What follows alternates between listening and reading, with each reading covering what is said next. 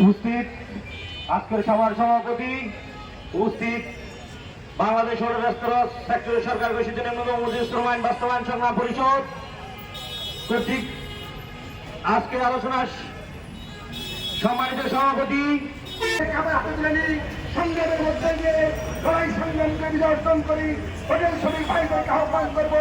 সংগ্রামের মধ্যে হাতে রাখবেন, দালালদেরকে চিহ্নিত করবেন, দালাল ব্যক্তিকে চিহ্নিত করবেন, সংগ্রামের মধ্যে বিজয় অর্জন হবে সেই প্রত্যাশা ব্যক্ত করে আমি বক্তব্য শেষ করছি।